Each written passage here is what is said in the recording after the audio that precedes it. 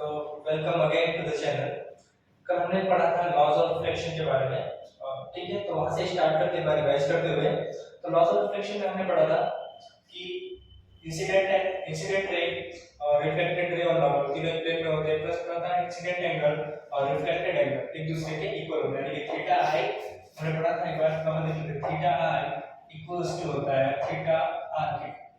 और हमने देखा था incident angle, incident ray, reflected ray और नॉर्मल तीनों होते हैं एक प्लेन में। ठीक है, वहां तक हमने पढ़ा था। तो आज हम स्टार्ट करते हैं, हमारा नेक्स्ट टॉपिक है image formation by plane mirror. इसे साफ कर देते हैं। ठीक है, image formation by plane mirror. तो पहले इमेज फॉर्मेशन से पहले प्लेन मिरर के बारे में जानते हैं। प्लेन मिरर क्या होता है, उससे पहले मिरर के बारे में जानते हैं। तो मिरर एक ऐसा स्ट्रक्चर होता है जहां जिसकी एक साइड क्या होती है, रिफ्लेक्टिंग होती है और एक साइड पॉलिश होती है। ठीक है, जैसे हमारे घरों में मिरर लगा होता है उसकी बात हो रही है। प्लेन मिरर जो लोग घरों में अपना चेहरा देखने के लिए यूज करते हैं मिरर, ठीक है, उसकी बात हो रही है। तो प्लेन मिरर में क्या होता है, एक स्ट्रेट सपोज एक मिरर है जिसकी एक साइड होगी रिफ्लेक्टिंग साइड और दूसरी साइड होगी पॉलिश साइड। पॉलिश साइड मतलब इसके बाहर रे नहीं जा सकती, यहां से लटके वापस आनी है, रे को वापस रिफ्लेक्ट होना है, इसलिए हम इसे पॉलिश कर देंगे। ठीक है, तो ये हमारा प्लेन मिरर, इसे बोलेंगे हम लोग प्लेन मिरर। प्लेन मिरर मतलब प्लेन एकदम स्ट्रेट है। ठीक है, इसे बोलेंगे प्लेन मिरर। एक साइड रिफ्लेक्टिंग है। तो क्या करना है, image formation by plane mirror. तो हम लोग घरों में देखते हो कि अपना इमेज फॉर्मेशन कैसे होता है। हम आईने के सामने खड़े होते हैं, सेम चेहरा दिखता है हमारा सेम टू सेम आईने में। ठीक है, वो प्लेन मिरर से इमेज बना है, मतलब प्लेन मिरर से जो इमेज बनता है वो लगभग सेम इमेज सेम साइज का इमेज बनता है, बट वर्चुअल बनता है। तो वर्चुअल क्या होता है और रियल क्या होता है, इसके बारे में हम समझते हैं। तो वर्चुअल मतलब जब जो रेज है लाइट की एक दूसरे को कट करे, रियल में कट करे तो उससे जो इमेज बनता है उसको बोलते हैं रियल इमेज। और जो कट ना करे उसको हम जबरदस्ती कट कराने की कोशिश करते हैं ना, उसे बोलते हैं हम लोग वर्चुअल इमेज। ठीक है, जैसे एग्जांपल के रूप में देखते हैं यहाँ पे सपोज एक रे आ रही है, ठीक है, रिफ्लेक्ट हुई एक सरफेस से। यहाँ पे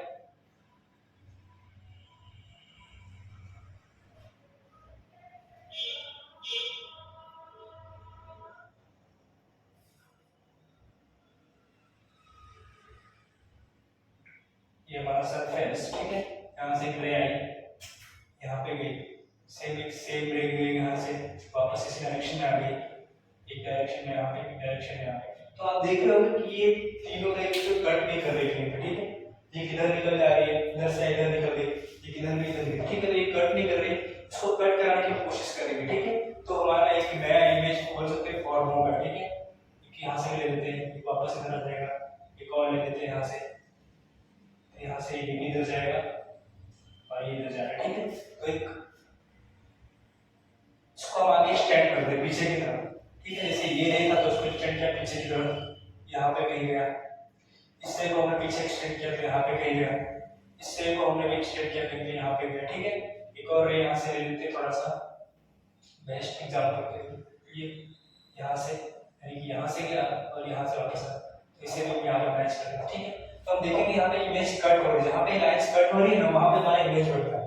ठीक है, इसके बारे में बहुत ज्यादा आगे पढ़ेंगे स्पेक्ट्रल मिरर्स में कैसे इमेज बनता है उसके बारे में। ठीक है, तो प्लेन मिरर से कुछ बातें हैं हम उसको नोट कर लेते हैं। जैसे जो इमेज बनती है वो कैसी होती है, फर्स्ट है वर्चुअल। कैसा बनता है, वर्चुअल बनता है। इरेक्ट होता है, इरेक्ट मतलब होता है सीधा, टेढ़ा नहीं होगा। ठीक है, और होगा थर्ड आता है हमारे पास सेम साइज का बनता है। ठीक है, तो ये है हमारा फर्स्ट टॉपिक प्लेन मिरर के बारे में। वर्चुअल है, इरेक्ट है और सेम साइज है। एक और पार्ट आता है मैग्नीफिकेशन, जो हम मैग्नीफिकेशन पढ़ने के बाद पढ़ेंगे तो थोड़ा समझ में आएगा। बता देख लेते हैं मैग्नीफिकेशन क्या होता है। मैग्नीफिकेशन इसको डिनोट करते हैं एम से, इसे बोलते हैं इमेज हाइट।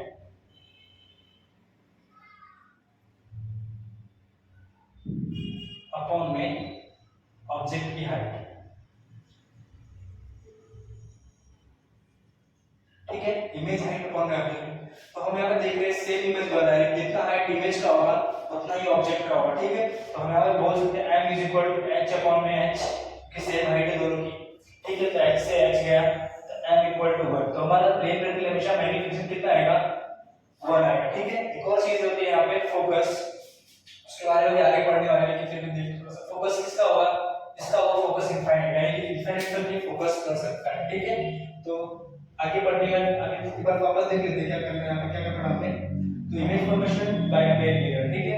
यहाँ पे था हमने एक एग्जांपल लिया प्लेन मिरर का, रेस को डाला यहाँ पे और हमने इमेज बनाया, ठीक है। तो इमेज कैसा बना है हमारे यहाँ पे, वर्चुअल बना। कैसा बना, वर्चुअल, मतलब हमने रेस को जबरदस्ती एक्सटेंड किया पीछे की तरफ और उसे कट कराया, ठीक है। रियल में कट नहीं हुआ, तो उसे बोलेंगे वर्चुअल इमेज बना। इमेज कैसा बना, इरेक्ट यानी सीधा, जैसा इमेज हमारा है, जैसा फेस है वैसा ही फेस हमें आईने में दिखता है, सेम टू सेम, ठीक है। उसे बोलेंगे इरेक्ट, ठीक है। थर्ड है सेम साइज, कैसा है, सेम साइज, यानी कि सेम साइज मतलब जितना हाइट अपना था उतना ही हाइट वहां पे दिखता है। और दिखता है कि आप देखते हो मिरर में, आप लेफ्ट हैंड उठाते हो तो मिरर में राइट हैंड उठता है, यानी कि क्या होता है, उल्टा चलता है वहां पे, ठीक है। और एक बार थोड़ा मैग्नीफिकेशन के बारे में, इमेज हाइट और फॉर्म में ऑब्जेक्ट हाइट। तो इमेज की हाइट जितनी थी उतनी ही ऑब्जेक्ट की हाइट थी, इसलिए m h upon h, यानी कि m = 1। फोकस कितना है, इनफाइनाइट। तो कुछ इंपॉर्टेंट पॉइंट प्लेन के बारे में इसे नोट करते हैं, ठीक है। ठीक है, तो अभी एक एग्जांपल लेते हैं, इससे कॉन्सेप्ट क्लियर करते हैं अपना एग्जांपल से, ठीक है। तो इस कॉन्सेप्ट क्लियर करना क्या है, कॉन्सेप्ट क्या है कि जो सुपर प्लेन से जो फॉर्मेशन होता है इमेज का, ऑब्जेक्ट का डिस्टेंस जितना होगा मिरर से, ठीक है, जितनी दूर ऑब्जेक्ट से, सॉरी मिरर से ऑब्जेक्ट होगा उतनी ही दूर उसका इमेज बनता है मिरर के पीछे, ठीक है। तो इसे मतलब एग्जांपल से आंसर एमसीक्यू का करते हैं एग्जाम में। जैसे सपोज करते हैं distance between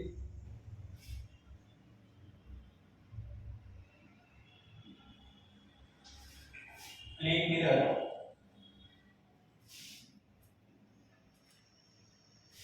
and object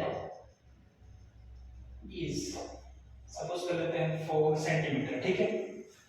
then दो क्वेश्चन बन सकता है, तो क्वेश्चन में क्या है हमारा, फर्स्ट क्वेश्चन ये बोल देते हैं हम लोग इसको, डिस्टेंस बिटवीन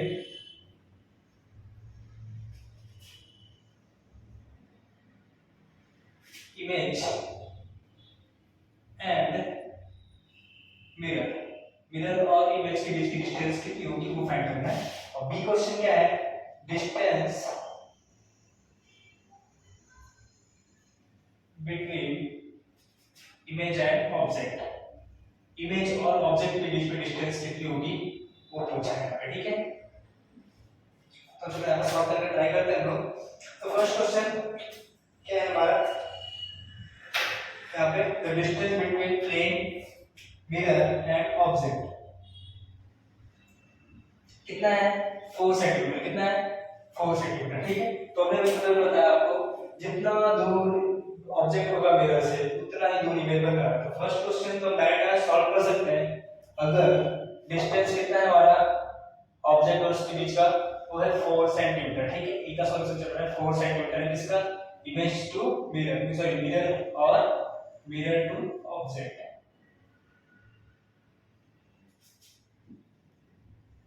तो सेम इक्वल होता है, इसमें बोल सकते हैं 4 सेंटीमीटर कितना होगा, आंसर आएगा इसका भी distance between image and mirror. तो कितना आएगा, इमेज एंड मिरर के बीच में भी डिस्टेंस सेम, ठीक है।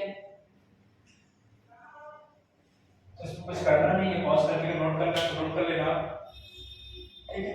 मिरर और ऑब्जेक्ट के बीच डिस्टेंस 4 है, तो इमेज और मिरर के बीच डिस्टेंस भी 4 आएगा, ठीक है।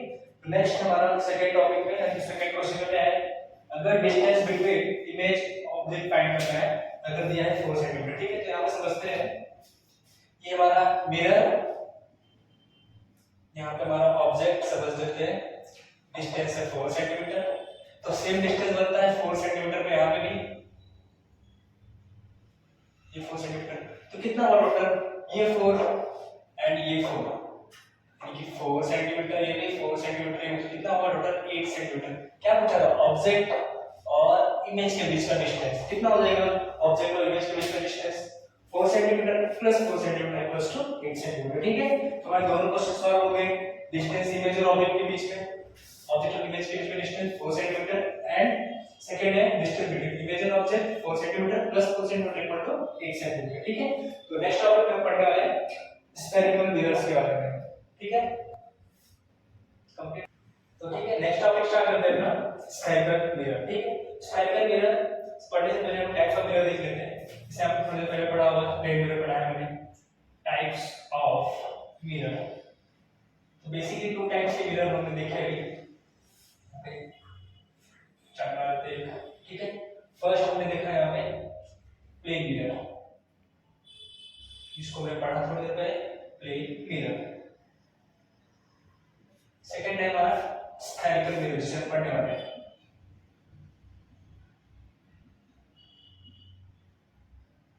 स्फेरिकल मिरर में दो टाइप के मिरर आते हैं जो बेसिकली यूज होते हैं, और भी होते हैं लेकिन मैं मैक्सिमम यूज करते हैं। ठीक है, फर्स्ट है concave and second is convex. ठीक है, तो ये है types of mirror, first plane mirror, second है स्फेरिकल मिरर में concave mirror and convex mirror. ठीक है, तो हम इसे स्फेरिकल ही क्यों बोलते हैं इसके बारे में देखते हैं। स्फेयर मतलब पता है आपको, स्फेयर मतलब होता है गोला। ठीक है, गोला, एक गोले के ही पार्ट को काट करके हम मिरर में कन्वर्ट करते हैं, इसलिए उसको स्फेरिकल मिरर बोलते हैं। सपोज करते हैं एक स्फेयर लेते हैं अपना बड़ा स्फेयर, और गोला इधर तो चल जाएगा, देख लेना। ठीक है, ये स्फेयर है। ठीक है, सो क्या किया, एक पार्ट पे कट किया हमने, यहाँ से इसका सेंटर बोल देते हैं, ये सेंटर, ये रेडियस जो काम आएगा थोड़ी देर बाद में पढ़ने में। ठीक है, सोचो यहाँ से कट किया हमने एक को, यहाँ से कट करके निकाल लिया। ठीक है, ये पार्ट जो कलर्ड पार्ट है इसे हमने निकाल लिया। ठीक है, दूसरा एक और पार्ट कट किया, यहाँ से कट किया और इसे भी निकाल लिया। ठीक है, तो दो चीजें हमें दिखी, एक तो दिख रहा है एक ऐसा सरफेस दिख रहा है। ठीक है,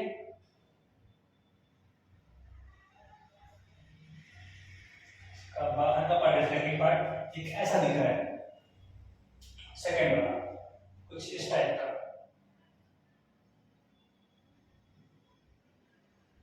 ठीक है, तो ये हमारे दोनों मिरर्स, फर्स्ट है कॉन्वेक्स, सेकंड है कॉनकेव।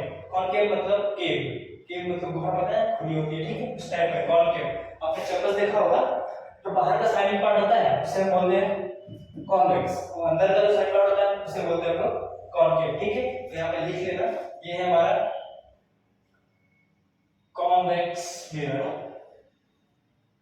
और ये है हमारा कॉनकेव मिरर। ठीक है, तो इसका आगे बढ़ने से पहले दो चीजें और डिस्कस कर लेते हैं हम लोग, कन्वर्जिंग एंड डाइवर्जिंग चीजें। ठीक है, कन्वर्जिंग रेस और डाइवर्जिंग रेस। ठीक है, उसको पढ़ने के बाद हमें ज्यादा अच्छे से समझ में आएगा इन दोनों के बारे में, इसके इमेज फॉर्मेशन के बारे में। ठीक है, तो आगे बढ़ते हैं। आप लोग नोट कर लेना, वीडियो पॉज करके नोट करना।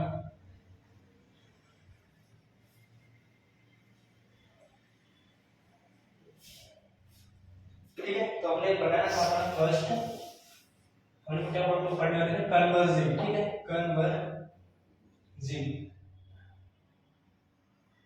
रेस। कन्वर्जिंग रेस मतलब ऐसी रेस जो दूसरे को कट करे, क्या करे, कट करे, खुद से कट करे। ठीक है, किसमें बोलूं, एक रे इधर से आ रही है, बेंड टू इधर गई, एक रे इधर से आ रही है, बेंड टू इधर गई, लेकिन ये दोनों रेस एक दूसरे को कट कर रही है यहाँ पे। ठीक है, इसको बोलते हैं कन्वर्ज हुई है रेस, कन्वर्ज हुई। ठीक है, दूसरा है हमारा डाइवर्जिंग रेस। ऐसी रेस जो डाइवर्ज यानी दूर जाए एक दूसरे से, और उन्हें जबरदस्ती हम कट करके इसे पेमेंट भी किया था। ठीक है, तो यहाँ पे देखते हैं, सपोज यहाँ से एक रह गई, ऊपर निकल गया यहाँ पे, दूसरा यहाँ पे गया, जानते हो जाएगा यहाँ पे, यहाँ से गया। ठीक है, तो इधर से कट नहीं करेंगे दूसरे को, तो उसके बाद हम लोग थोड़ा सा एक्सटेंड करेंगे पीछे को, इसको थोड़ा सा पीछे खींचेंगे, फिर देखेंगे हम लोग यहाँ पे कट हो रहा है, यानी ये रेस आपस में नहीं कट कर रही है, लेकिन यहाँ पे देखोगे आप ये दोनों रेस एक दूसरे को खुद ही कट कर रही है। ठीक है, यहाँ पे हमने क्या किया, डॉट डॉट डॉट लाइन बना के कट कर रहा है। ठीक है, तो कन्वर्जिंग रेस मतलब ऐसी रेस जो दूसरे को कट करे, डाइवर्जिंग रेस कट करती है लेकिन क्या करती है, इसे हम लोग पीछे खींच के एक्सटेंड करके कट करवाते हैं, जबरदस्ती कट करवाते हैं। ठीक है, ठीक है, डाइवर्जिंग और कन्वर्जिंग के बारे में पढ़ा हमने, अब डेफिनेशन देख लेते हैं उसके एक बार। ठीक है, if two or more rays comes towards each other, यानी कि दो या दो से ज्यादा रेस, ठीक है, एक दूसरे की तरफ आ गए, ठीक है, बेंड होके यहाँ से, ठीक है, एक दूसरे को बेंड होके एक दूसरे के पास आ गए, तो उसको क्या बोलेंगे हम लोग, कन्वर्जिंग रेस। ठीक है, और जहाँ भी कट करेंगे वहां पे बनेगा हमारा इमेज। ठीक है, जहाँ पे दो या दो से ज्यादा रेस कट करती हैं वहीं पे इमेज बनता है। ठीक है, एक रेस से इमेज कभी नहीं बनेगा, मैक्सिमम दो रेस होनी चाहिए हमारे पास इमेज बनने के लिए। सॉरी, मिनिमम है, मैक्सिमम नहीं होगा, हमें मिनिमम दो रेस, कम से कम कितनी रेस होनी चाहिए, दो, तो से ज्यादा हो सकती है, 3 4 5, ठीक है, लेकिन एक से कभी भी इमेज कभी नहीं बनना, ठीक है। तो हमने पढ़ा डाइवर्जिंग रेस के बारे में। तो डाइवर्जिंग रेस में क्या था, जब दो या दो से ज्यादा रेस एक दूसरे से दूर जा रही है, ठीक है, if two or more rays went from each other, ठीक है, went far from each other, मतलब एक दूसरे से दूर दूर जा रही है, इसको क्या बोलेंगे हम लोग, डाइवर्जिंग रेस। जैसे यहाँ पे देखना, इधर जा रहा है, इधर जा रहा है, ठीक है, इसको हमने पीछे एक्सटेंड किया और कट किया, यहाँ पे भी इमेज बन रहा है, यहाँ पे भी दो रेस हमने ली, ठीक है, क्यों, क्योंकि बिना दो रेस के हमारा इमेज बनने वाला नहीं, कम से कम दो रेस होनी चाहिए, जहाँ कट करेगा वहाँ पे इमेज बनेगा। तो ये दो पॉइंट याद रखना, जहाँ पर दो रेस एक दूसरे कट करेंगे वहीं पर इमेज बनने वाला है, और कम से कम मिनिमम दो रेस होनी चाहिए इमेज फॉर्मेशन, ठीक है। तो इतना आज के लिए इतना रखते हैं, आप लोग बुक से पढ़िएगा, तो समझ में आए कमेंट सेक्शन में पूछिएगा जरूर, और बढ़ते आगे पढ़ेंगे कल कुछ बेसिक चीजें जो हमारे स्पेक्ट्रम में होती हैं, fold, focus, transfer axis, radius of curvature के बारे में, ठीक है। और हम पढ़ेंगे image formation due to slide के अंदर कैसे स्फेरिकल मिरर से इमेज बनता है उसके बारे में पढ़ेंगे, ठीक है। तो आज के लिए बस इतना ही।